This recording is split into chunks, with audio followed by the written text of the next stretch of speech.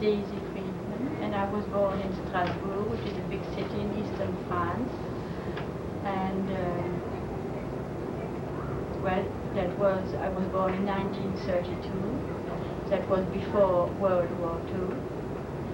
During the war, which started when I was 7 years old, we had a very difficult time, and we were, with the family, we were refugees.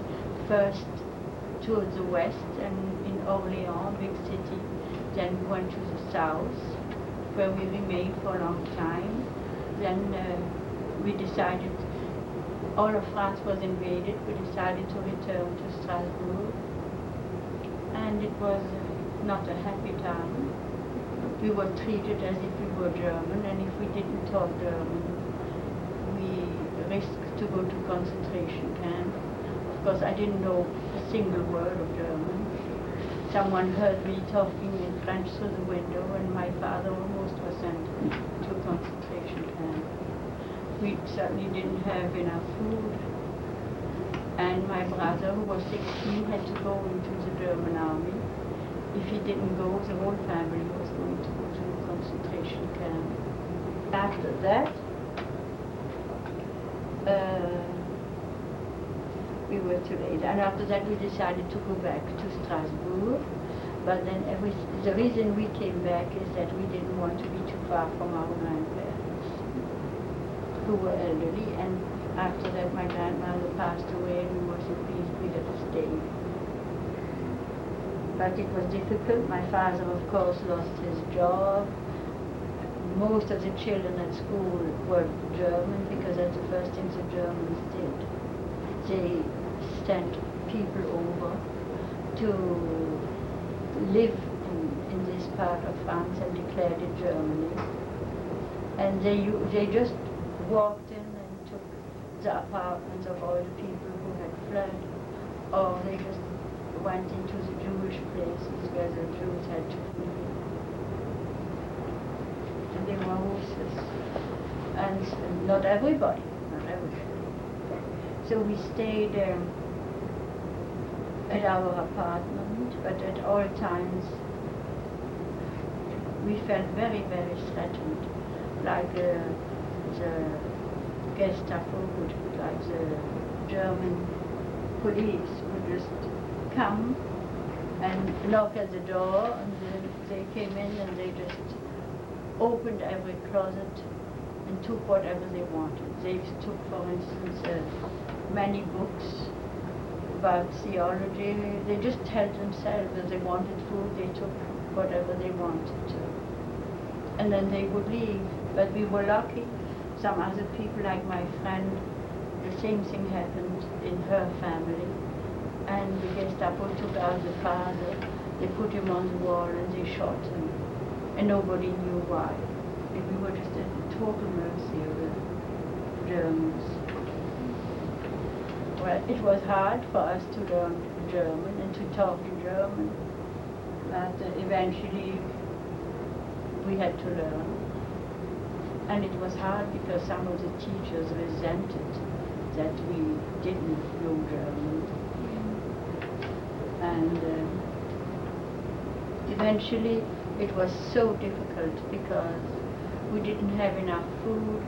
My brother had to go to the war, and I was made a leader for the German Hitler Youth, and of course we protested, but there was no choice. And so my father's friend wrote a note saying that I was not in good health, which was true. Also, we were so malnourished. And then there were American planes coming every night bombing the city, which was very hard to take. So I stayed with my grandfather, so I didn't have to go through all this. And my parents would come sometimes to visit. They would come by train. And meanwhile my brother we didn't know where in Germany. And so I stayed with my grandfather, and he had a nice lady who helped him in the house. My grandfather had been a teacher, so he gave me lessons always in French every single day. But it was not easy. It was not easy. Then after we became French again, after the Germans left, I went back to school. Then I studied Montessori. Well, I was at a college to learn Montessori school teaching. After that, I went to Rome, to Italy, where I studied sculpture, and I taught to earn money, and I did translations. I stayed there for 3 years. Then I went to Athens in Greece, where I did the same thing, and I stayed a year, and I was engaged in Greece. And also I had met my husband, my future husband, in Rome. And then we got married in France, and we went to New York because my husband is from Brooklyn, New York. Then after that, we lived in Manhattan for a while. In between, we took many trips. We went out west a lot. Then we went back to France because my mother was very ill. And after her death, we had, just at her death, we had our second child. Our first child was born in New York City. It was a daughter, Diane, and who lives near Boston now. And then Peter was born. And he was born in Germany, which was just across the Rhine. The reason was that since I was French and my husband was American, the child would be French automatically. If he was born in Germany, he would have the option of not doing military service. If it was a boy, it was this you didn't know ahead of time. And so he was born in Germany. And then after that, my husband, who had been a photojournalist, decided to go back to school.